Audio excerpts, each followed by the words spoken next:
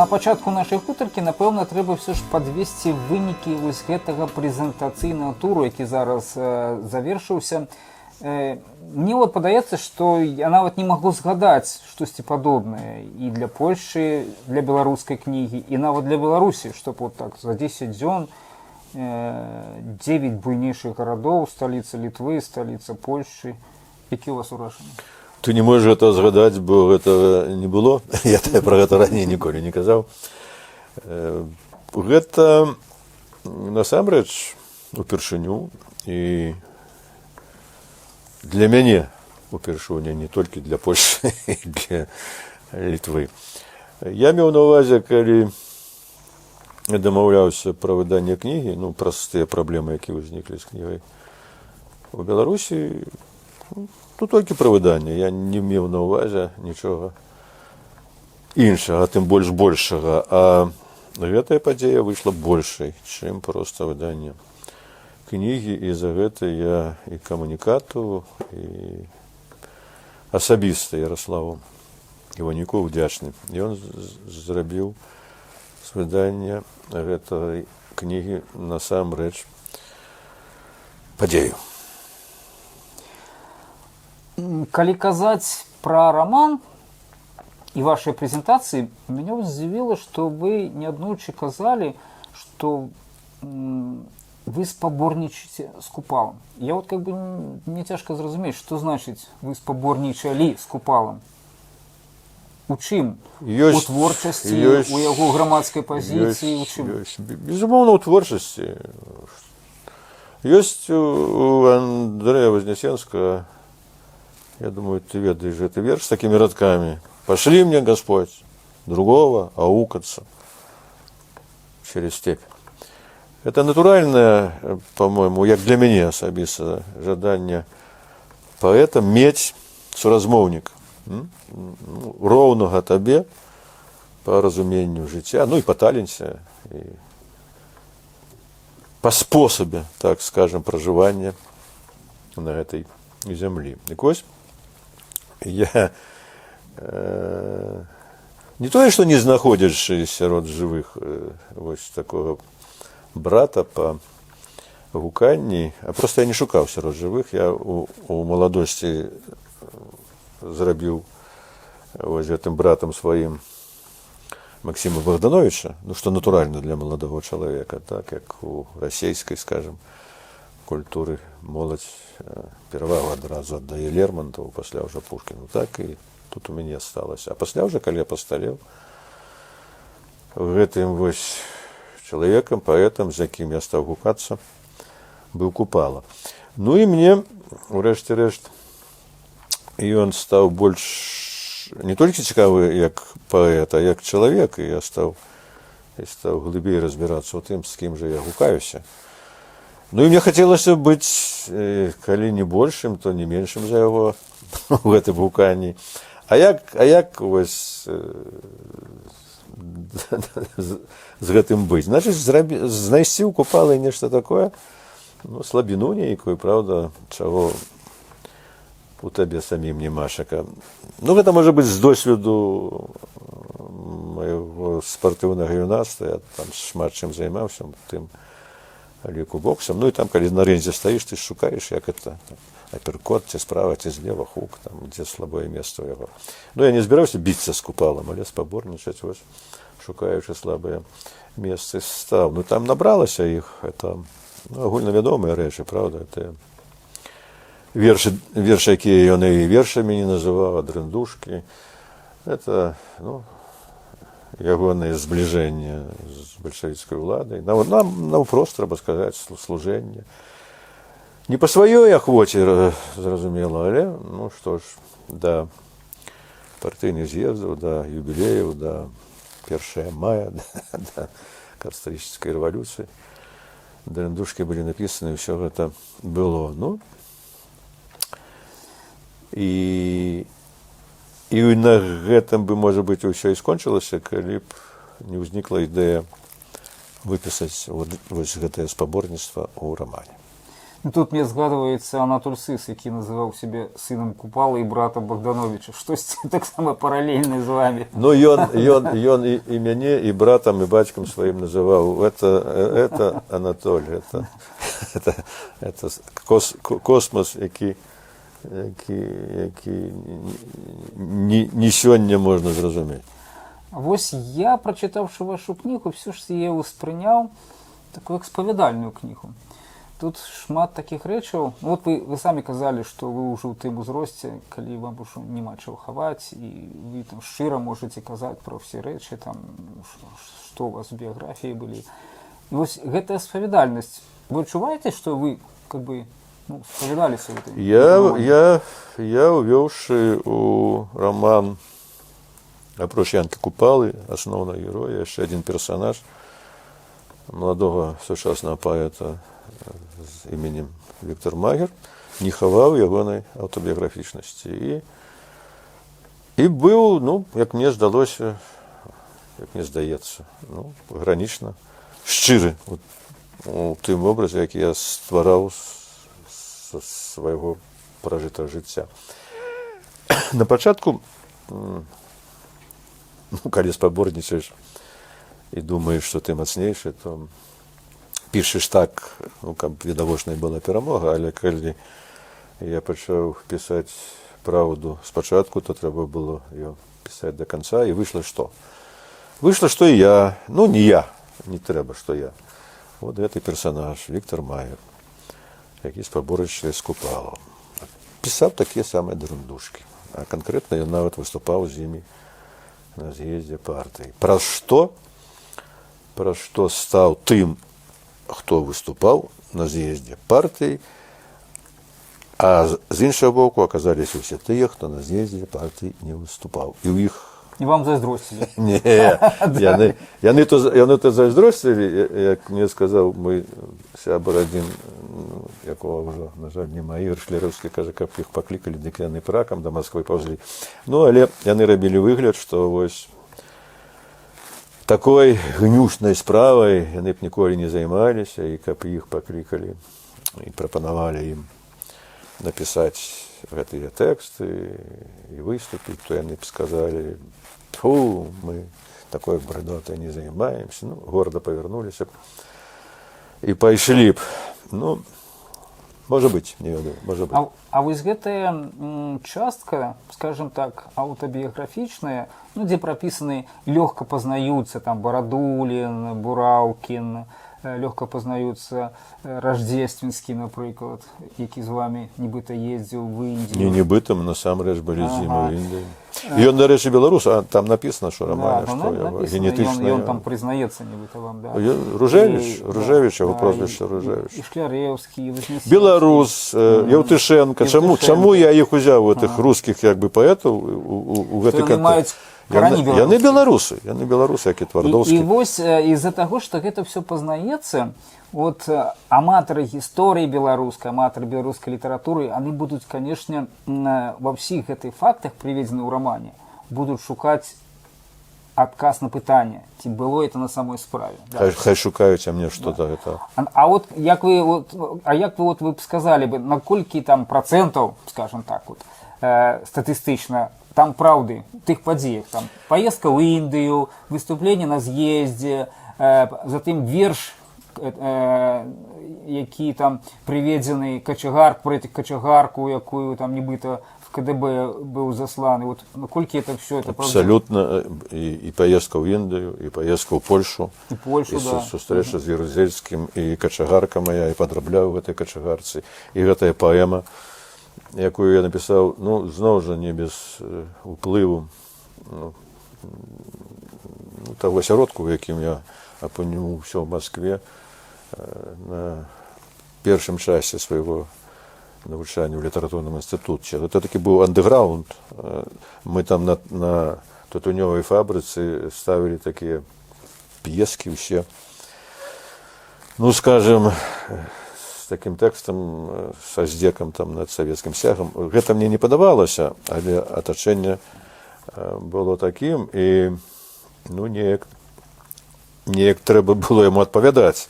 Я то не быў такім, прыехаўшы ў Маскву, я не быў такім чалавекам. Я выхаваны у такой традыцыйнай, ну, на той час савецкай сям'і, мой бацька камуніст быў, чалавек такого сталінскага складу. Ён сумленны быў ва ўсім абсалютна. Ён не разумеў, як вось камуніст, грамадзянін, салдат можа там выкручвацца, маніць, хітраваць. Ён пасля вайны хадзіў з заменным сваім пісталетам, калі што даставаў, пашанаваўся. То бок і пісталет таксама это рэальнае? Да, ўсё. Калі нечага і калі нешта там ёсць нерэальнае, дык гэта тое, чаго не было, але магло быць. Гэта ёсцека. Гэта ўсё-такі мастацкі твор, а не дакументальны. Это тое самае было з маім романам «Аўтамат з газіроўкай з сіропам і без». Вось, і там, ну, яшчэ ж, дзякуй Богу, шмат жывых людзей, ну, з тых падзей 60-х, 70-х гадоў. Вот, не там вершы чыталіся, не той тады прыходзіў, не тое казаў. Ну, хлопцы і дзёўкі, напішыце, хто прыходзіў, дзе гэта было, хто вам замінае. Калі вы лепш ведаеце. Калі вы лепш ведаеце. Я кажу, што это мастацкія творы, і тут нельга па гэтым творы, ну, нават гісторыю гібелі Купалы нельга, значыць, ну, як бы распавядаць, спасылаючыся на гэты твор. Ну, все тут можа быць так і не так. А вось гэты верш, ну, пра качагарку, скажем так, які вы напісалі, калі Ён быў напісаны ў Маскве, так. А як вы яго захоўвалі? Вы яго захоўвалі таемна? От, як вы яго аднавілі? Ці вы па памяці яго аднавілі? Не, ён быў надрукаваны быў на машынцы, і ён хадзіў сярод студэнтаў літінстытута па руках, а пасля, ну, аўтара толькі не было, а пасля, значыць, ён насамрэч патрапіў у камітэт дзяржбяспекі, і шукалі, прыходзілі ў літінстытут, шукалі хто. Але я там як бы праз 3-4 рукі, ну, я разумеў, што калі выйдуць на аўтара, то мне соладка не будзе. А напісаў яго, ну, як бы пад уплывам Євтушенкі, які у той час даволі смелыя рэчы пісаў. Ну, той же там пра Сталіна, это верш пахавання Сталіна, так, пра Бабі Яр, это верш, праз які ён стаўся знакамітым па сутнасці ў свеце. Ён вот... Так можем згадаць, Євтушенко выступаў таксама перед Хрушчовым, як Хрушчов на яго крычаў там. Ну так, ён быў такім унутраным дысідэнтам. Вот яго вінавацілі ва ўсім, у тым ліку у ягоных сувязях там з камітэтам дзяржбяспекі. Ну, але гэта пра зайздрасць усё, тому што такой славы, як у яго, ну, не меў ніхто з паэтаў у свеце і ніколі мець не будзе. Это зразумела. Тут нічого дзіўнага нямашака. Але гэта ўсё насамрэч было. І насамрэч была качагарка, і насамрэч была ўдава Платонова. Это у двары літінстытута стаяў дом, дзе некалі Платонаў жыў. І насамрэч я ёй адрамантаваў тэлевізор, і пачалося з гэтага наша збліжэнне. Яна мне паказвала дзённікі Платонова. Карацей, не магу сказаць, што мне вот Москва нічого не дала, што я там дарма патраціў час. Не, все-таки вельмі шмат з таго часу ва мне засталося. А калі казаць вот пра смерць Купалы, вы ж заспелі яшчэ жывымі вот шмат такіх нашых ветэранаў, там уже Лужаніна, і вы, напэўна, з імі размаўлялі пра гэта? Так, конечно. А што, вот якія іх версіі былі? Што як яны тлумачылі? І мяне здзіўляла, што вось яны ж літаратары. І як літаратар мог дзе-небудзь не зафіксаваць, не запісаць падзею, сведкам якой ён быў. Ну, Глебка штосьці там напісаў? Глебка штосьці напісаў, але ж нічога з таго, што ён напісаў, не вынікае, як гэта ўсё было. Але вынікае, што яго забілі? Вынікае, што яго забілі, і ну, пра гэта шмат хто ўздыхаў там з іх, і Броўка ўздыхаў, значыць. Але так і не набраліся смеласці сказаць нешта? Я думаю, што было сказана маўчаць, а не выказваць тут здагадкі. Мне вельмі шкада, я уже, по-моему, недзе пра гэта пісаў, таго, што я не згадзіўся ў свой час напісаць кнігу ўспамінаў Ларысы Пампеевны Александроўскай, народнай артысткі Савецкага Саюза. якая мне, і не толькі мне, але быў такі, ён і ёсць яшчэ жывы, дзякуй Богу, Уладзімір Іскрык. Мы разам працавалі ў тэатральным аб'яднанні беларускім, калі Александровская была старшынёй гэтага літаб'яднання.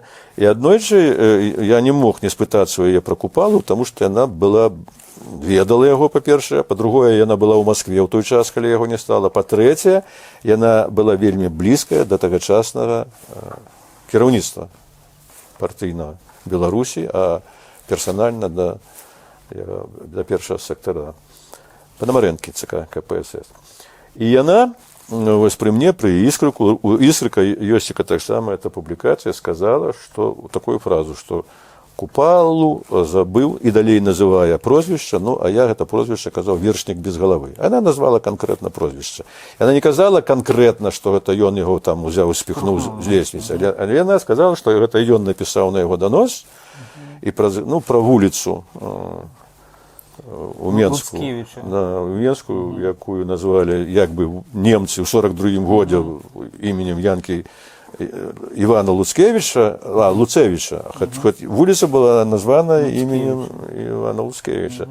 І вось гэтай блытаніны на адной літарцы і сталася ўся як бы гэтая драма. Ну, былі іншыя расповеды, скажем, Колас, сын Коласа, мне даводзіў, што ён чуў ад бацькі, не толькі ад бацькі, а ад шмат каму, што у гэтым замешана Паўліна Мядзёлка, ну, нешта ў іх там не сталася, яна як бы... Ну, гэта ўсё не пацвярджаецца пасля фактамі. Паўліны Мядзёлкі вось у гэты момант у гатэлі Масква не было, а тое, што... Ну, вот версія, пра якую я перад гэтым расказваў, таксама яе нельга пацвердзіць. І ўвогуле я лічу, што цяпер ужо, напісаўшы раман, я лічу, што і тут не патрэбна столькі імпэту, каб дазнацца, як яно было насамрэч. Бо ну, таямніца смерці Купалы – гэта тое, што ёсць у ягонай біяграфіі, і гэта, ну, можа быць асноўнае, таму што ну, увогуле ёсць две таямніцы – жыцця і смерць. І калі я пісаў раман ад пачатку, я думаў, ну, паколькі я ведаю як бы рэальную прычыну і рэальную гісторыю гібелі Купалы, вот я яе выпішу. Але калі я там недзе дайшоў да сярэдзіны, я падумаў, што я, власна кажучы, раблю. Ну, і што, я хто літаратуразнаўца, якому абавязкова трэба дакапацца да гэтых фактаў. Ну, і добра дакапаюся, там будзе нейкі дакумент, што вось там той і той чалавек Купалу ўзяў, там скінуў, забіў. Ну і што? І я пазбаўляю таямніцы смерці нацыянальнага генія. Это не тое, што трэба было рабіць у рамане. І тут мне згадваюцца ўспаміны Бураўкіна. Ён для нашага радыё нагаварыў шмат успамінаў, они у нас неаднойчы уже гучалі. Ён расказаў такую гісторыю, што ён хацеў ад Бураўкіна таксама ад Броўкі даведацца, і Бураўкін да яго не папрасіў: а давайте я до вас пришлю человека с магнитофоном, если вы не хотите писать, вы это расскажете. І Броўкі доўга думаў, сказаў: добра, магнітафон прышліце, няхай ён мне навучыць, як ім карыстацца. І вось это было на даче, і Броўка ноч сидзеў, штосьці начытываў, і тады Бураўкін пытаецца у брата Броўкі, які з ім там на даче жыў: ну что там, как там с успамінамі? А он кажет: всю ночь писал, а раніцу все стер. Ну, можа быць, Бураўкін то маніць не ўмеў. Увогуле, вот, як это сталася, вот, як я перадумаў пісаць раман з раскрыццём таямніцы гібелі. Калі ты пачынаеш тэкст, ты кіруеш і самім тэкстам, усімі персанажамі, героямі. А калі ты ўжо ўжыўся ў яго, і калі ён пішацца табой шчыра, калі ты стварыў характары людзей, пра якіх пішаш, ужо не выходзіць так вот пісаць пра іх, змушаючы рабіць усё, што заўгодна ў галаву ўзбрыдзе. Яны пачынаюць супраціўляцца, казаць тое, што яны змушаны казаць па сваім лёсе, па сваім характары. І адзін з них кажа: невядомае гэта ўсё, што ў свеце ёсць, а вядомае толькі адно. Дык што ты з такога маштабу хочаш ператварыць раман у такі? Я падумаў, што это геніяльная фраза прамоўленая гэтым персанажам, і мне трэба да яе прыслухацца. І яшчэ адзін персанаж ёсць, гэта Ярузельскі. Вот, ці сапраўды вы з ім размаўлялі, і ўсё ж такі вы яго досыць так лагодна абмалявалі. І ён зараз паўтаряе ў вас: я не хачу крыві, я не хачу крыві. Ён гэта паўтараў мне і тады. Што ён усё зробіць дзеля таго, каб у Польшчы не ўзнікла грамадзянскай вайны, каб не пралілася польская кроў, яе ўжо даволі шмат прылілося. Да яго тады адносіны былі вельмі кепскія. Ну, скажем, мой сябар, Чеслав Сенюх. Ну, про кого не скажу, их уже нема. Вот это вот такая вельмі сумная рэч, калі ты у сябры выбираешь старэйшых за сябе людзей, а я вот якраз старэйшых сабе выбраў: і Бураўкіна, і Барадуліна, і Быкава, і Караткевіча. Так вось ён просто ненавідзеў, хоць яны былі знаёмыя з Ярузельскім, ненавідзеў Ярузельска, зраднікам называўся, ну і далей. А мне гэты чалавек, я бачыў, як ён адчувае напружанасць сітуацыі і разумее тую ролю, якую ён у гісторыі Польшчы у той момант выконвае. Так што так, ён і яшчэ адна штуковіна. Калі ён мне сказаў, што ягоны бацька загінуў у сібірскім лагеры, я наўпрост пытаўся: прошу паня, як то вы генерал, там, і першы сактар порпы, як то могло быць? Ён кажа: па недагляду. Па недагляду. Дык я тады Чэславу кажу: Чэслав, ну, дык і твой бацька, глядзі, Сібір, ягоны бацька Сібір, што тут вам уже... Вы як: ну, то не курва мать, мой бацька, значит, не такі, як... То бок вы хацелі сказаць, все ж такі Ярузельскі паспрыяў з гэтай рэвалюцыі, пераходу Польшчы на рэйкі дэмакратычныя? Ён вельмі... Як бы гісторыкі пішуць, што ён там ледве не прасіў увесці войска, але нідзе дакумента такого немашка. Я не ведаю, скуль гэта ўсё бярэцца. Я думаю, ну, во всякім выпадку, ну, я ж не займаўся польскай гісторыяй так шчыльна, я займаўся толькі эпізодам, у якім удзельнічам. Тады просто перад тым, як паслаць у Польшчу танкі, кіраўніцтва ЦК КПСС у Маскве, у Крамлі прыдумала паслаць туды культурную дэлегацыю. Ну, і неяк дамовіцца вось з элітай культурнай польскай, ну, пра далейшае братэрства. І пасля дадумаліся, што гэтай дэлегацыі павінна быць беларуская дэлегацыя, ну, паколькі яны амаль палякі, дык вот яны там і паразумеюцца хутчэй. І ў дэлегацыю ўвайшлі, ну, сапраўды людзі, якіх ведала Польша, і якія ведалі Польшу, там, Танк, Брыль, ну, я там быў самы маладзейшы, як бы. Але вы былі кіраўніком tej дэлегацыі? Не, гэта ўжо прыдумана. Гэта ўжо прыдумана, я не быў ніякім кіраўніком, а гэта ўжо прыдумана, ну, для таго, каб было цікава. Вось. І я не надта ўсведамляў, куды, чаго я прыехаў. Ну, а у нас яшчэ там да нас далучылі ансамбль песні і танца. Я, дарэчы, туды пастэ і даў нырца. Калі я ўцяміў, у чым я тады, ну, прыдумаў хітры ход і з гэтай афіцыйнай дэлегацыі перабраўся туды да гэтых хлопцаў, дзявак, якія скакалі, проста і спявалі.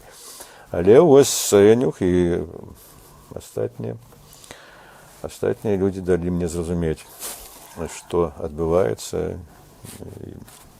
Пасля гэтага у мяне зусім іншыя адносіны былі да гэтых падзей. У вас у кнізе, вот, наколькі я асабіста бачу, прасочваецца такая думка на пачатку, што можна ўвайсці ва ўладу, там, ну, патрапіць там палітбюро ці яшчэ штосьці, і такім чынам паўплываць на Беларусь. Дарэчы, сёння Лукашенко сказаў, што апазіцыя змяніла тактыку, яна хоча правесці ва ўладу сваіх людзей, і сёння пачаў ставіць старшынямі там райвыканкамаў супрацоўнікаў КДБ, там всякіх там з пагонамі людзей. Да, і він сьогодні это заявіў, што вот улада хоча, да ўлады хочуць апазіцыя дарвацца. А ці была у вас увогуле такое меркаванне, такая ідэя, што вот можна ўвайсці в уладу і гэткім чынам паўплываць на Беларусь, неяк там на культурную сітуацыю? Гэтая тэза абмяркоўвалася мной неаднойчы з людзьмі, якіх я паважаў. Кажу, ты з тым жа Бураўкіным, якога мы згадвалі. Размаўлялі мы пра гэта і з Васілём Быкавым, які, дарэчы, балатаваўся ў свой час у дэпутаты, і якому была прапанова пайсці на кандыдатам у прэзідэнта Рэспублікі Беларусь. А чалавек катэгарычна адмовіўся, хоць яго да гэтага падгавораў, скажам, адмовіш. Но але нічога з гэта не выйшла. Ёсць такі шлях, і гэтым шляхам шмат хто карыстаўся.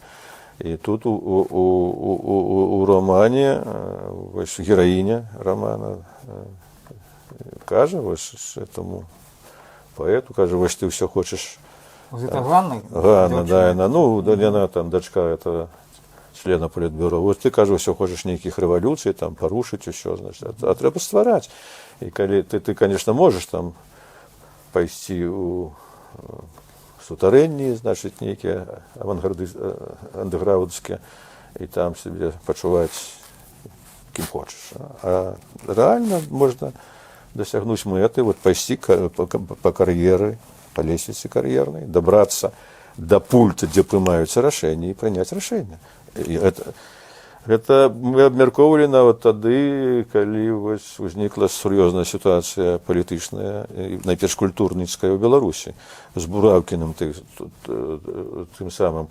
Дарэчы, Бураўкін ніколі не адмаўляўся быць ва ўладзе, там на нейкіх пасадах начальніцкіх. Я ў яго спросіў... Ну так, не дабраўся да кнопкі асноўнай.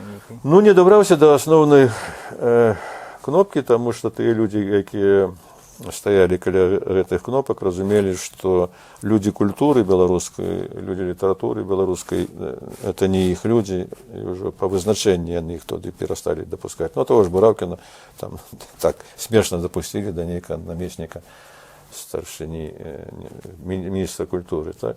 Але гэта думка прасочваецца ў рамане, бо яна рэальнай была. Мы некалькі разоў абмяркоўвалі, дарэчы, вось эмігранты беларускія, это са старэйшай эміграцыі, нам наўпрост казалі, вы не тое робіце, хлопцы. Што вы ўсе, значыць, урошкі з уладай? Трэба шукаць нейкія падыходы, каб паўплываць на гэтых людзей, якія вось сталі кіраваць працэсамі. І што вы можаце зрабіць? Калі вы не можаце сілы іх звергнуць, зрушыць, то неяк трэба на іх уплываць. Я спрабаваў, дарэчы, у рэальным жыцці, а не ў рамане. Калі я быў старшыня Саюза пісьменнікаў, я прыйшоў да кіраўніка Беларусі Александра Лукашэнкі з радай. Не ўсе пайшлі, канешне.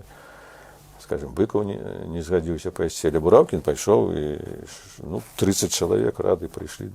Якраз абмяркоўвалі надзённае пытанне, што рабіць. Усё-такі відавочныя негатыўныя працэсы ў культуры. Мяне цікавіла заўсёды найперш тое, што адбываецца з тым, што для мяне святое. Гэта мова, культура, гісторыя Беларусі. Я тады казаў, што паслухайце, вы рабіце, што хочаце ў эканоміцы, у палітыцы, я ў гэтым нічого не разумею, але не лезьце туды, дзе вы нічога не разумееце, у культуру.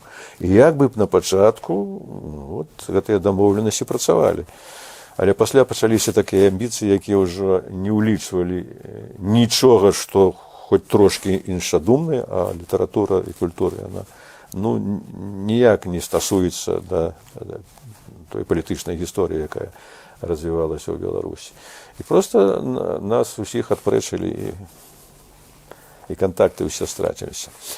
Дык вось тут, у гэтым рамане, ёсць такая лінія і такі падыход да вырашэння праблемы. Я вось у сябе тут нават у Беластоку знайшоў вашу эту кніжачку, такую, зборнік ваш.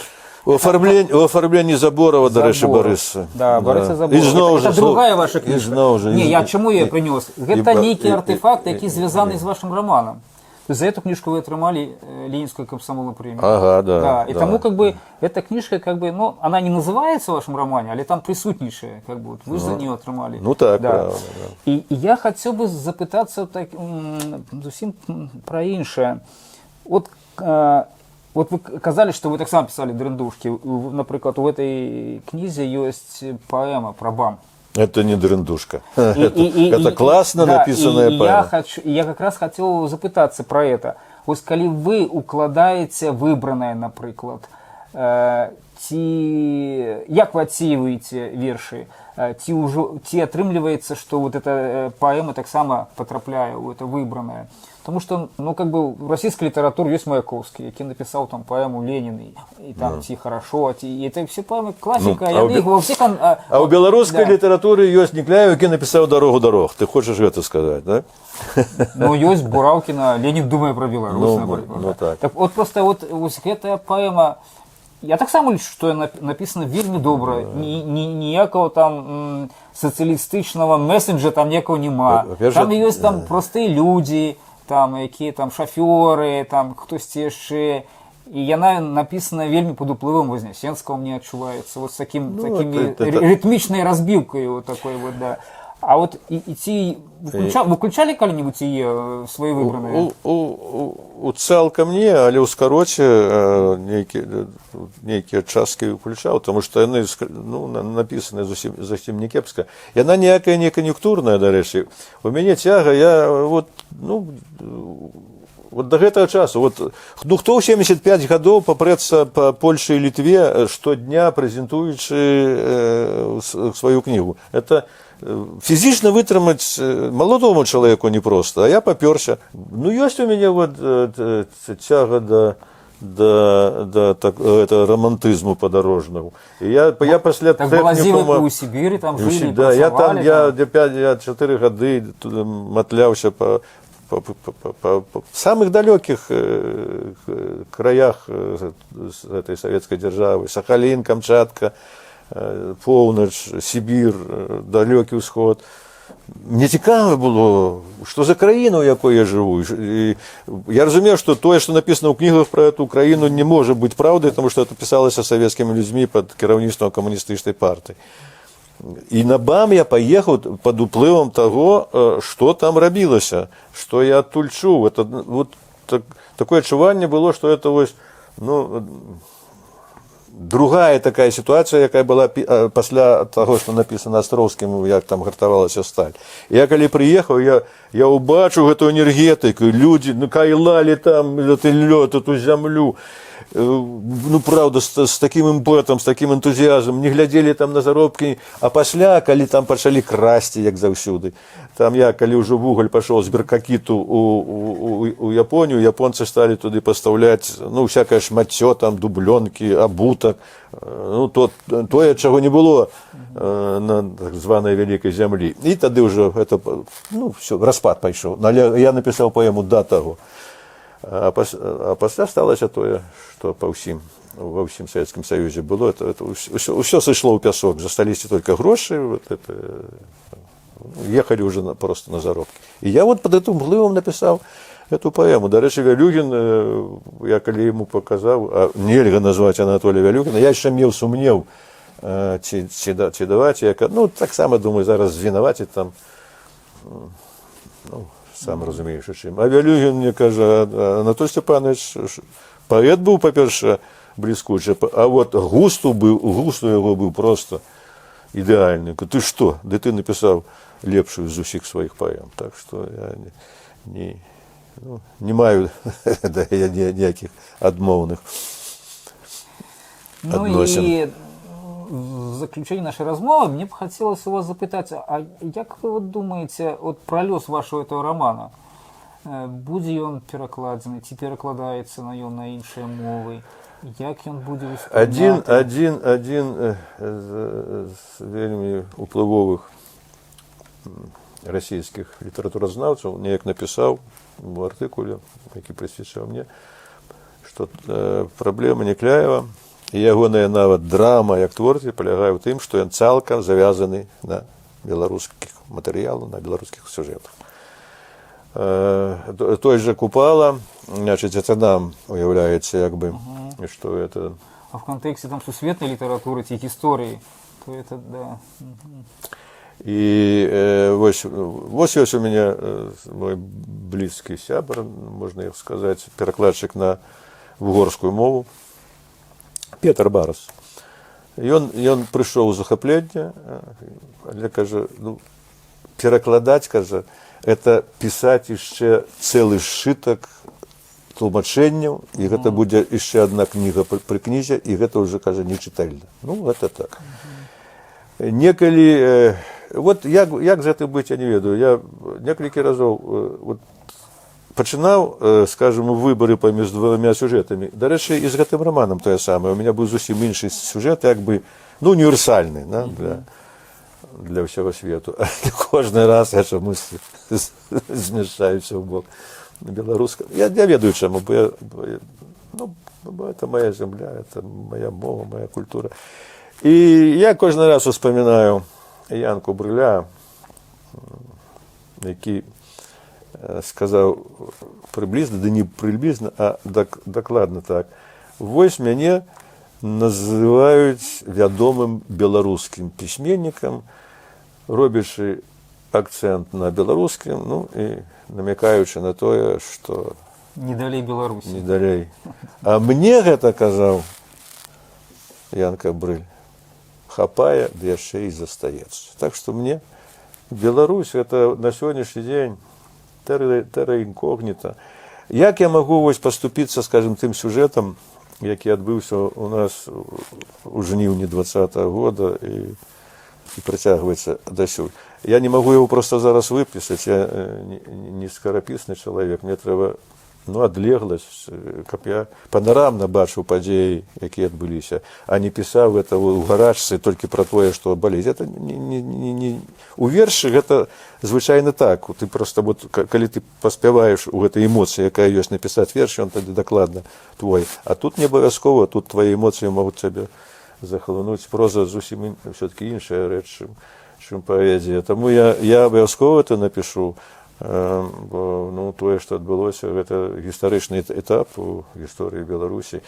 Вось тут, у гэтым туры, у гэтых 10 сустрэчах ва ўсіх польскіх і літоўскіх гарадах, я гэта яшчэ раз уцяміў, зразумеў глыбей, таму што тут былі жывыя людзі са слязьмі сваімі заповеды. Боже мой, як мне балела сэрцу ўсё это слухаць, яны яшчэ глядзяць так, як быццам ад мяне. Помніце, што я там некалі займаўся палітыкай, там быў кандыдатам на прэзідэнта, што я нешта магу прыдумаць, нешта змяніць, каб яны вярнуліся хутчэй. А што я магу? Але напісаць пра гэта, калі мне Бог дасць сілы, я змагу, я пастараюся пра гэта напісаць, каб это было не горшым у рамане Гэй Бенгеном, які так, табе ж гэта вядома, калі ты пішаш апошнюю рэч, што яна здаецца табе найлепшай. І мне так зараз здаецца, што я здолеў зрабіць тое, што хацеў зрабіць. Бывае так, што у задуме ты маеш нешта большае, чым па выніку, а тут задума з вынікам супала, і я дзякую Богу, што ён даў мне на гэта час і сілы. Увогуле, то ён універсальны. Калі ў мяне пытаюць, пра што вось твой роман, я б мог сказаць, это, дарэчы, я эту формулу вывеў ужо у гэтых паездках. Гэты роман пра жыццё, якое далёка не кожны пражывае як сваё. Это універсальная рэч.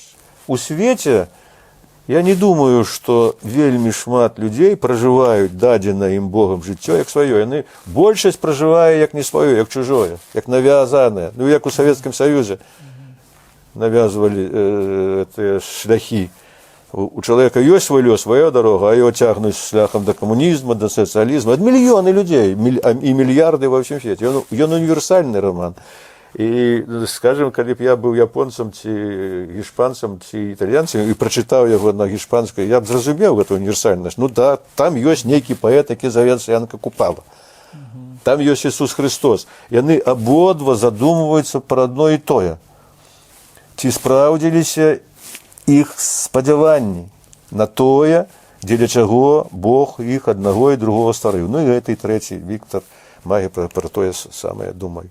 І калі Христос кажа, што не ўсе спадзяванні збываюцца не толькі ў людзей, але і ў Бога. А чаму ён там кажа? Таму што ён там вяшчаў пра страшны суд, а суда ўсё няма. Это ўжо гісторыя рэлігіі, не будзем туды. Сталін з ім дыскутуе там. Ну так. Так што ён універсальны роман. І можа быць, нехта это зразумее. Хоць мне зноў жа, вось, у маладосці мне было бы это вельмі важна. Ну, свае амбіцыі, там, энергетика іншая. Я хацеў, маладосці, боже мой, я і на стадыёны пёрся чытаць вершы. Вельмі хацелася публічнасці і славы, я это не хаваю. Цяпер я пішу, вот клянуся, толькі для самого сябе. Таму што гэты працэс адзінае, чым напоўнена маё жыццё. І кожны раз, як толькі у мяне нешта выходзіць, больш-менш людскае, я дзякую Богу, што ён мне даў такі занятак, які называецца літаратура, паэзія. Ну, я хочу сказаць, што на самой справе гэты роман, просто, я думаю, што адзін з лепшых у беларускай літаратуры, і даўно гэтага такога романа нам не ставала. То есть тыя романы, якія раней былі і вядомыя, там Мелеша, там іншых Шамякіна, іншыя романы. Гэта роман мы бачым, як на вачах, яны ўсё роўна стареюць, жоўкнуць і знікаюць. А сапраўды, гэты роман універсальны. Дранько Майсюк сказаў, што я вынайшаў увогуле новую прозу. Я это не заўважаў, што я там нейкі вынаходнік новай прозы. Просто ён напісаны больш сучаснымі спосабамі, ці што сёння апісальнасць, ты не будзеш сядзець і апісваць, як выглядае там чалавек, там, ці як прырода там на палесе, ці дзе там. Это ўсё нікому не патрэбна. Сёння у кліпах гэтых усё можна паглядзець. Таму тут больш дыялогу, тут больш дынамічная дзея. Ён такі, сучаснай мовай напісаны роман. Тут філасофскія такія разважанні і пра жыццё, і пра наканаванне. Не без таго. Я кажу, звычайна аўтар кажа, не мне судзіць. Не мне судзіць, але я адчуваю, што я працу, якую хацеў зрабіць прыстойна, я прыстойна і зрабіў. Хочу вас павіншаваць з такім выдатным романам. Дзякуй. Будуць пакаленні беларусаў іх чытаць, будуць іх вывучаць у школе, і філолагі будуць. Былі б, мой дарагі, пакаленні беларусаў, былі б яны, дзеля гэтага я гэта ўсё і пішу. Вы самі казалі ў Вільні, ўсё ў нас будзе. Все у нас будзе. Все будзе. У гэта то трэба верыць, безумоўна.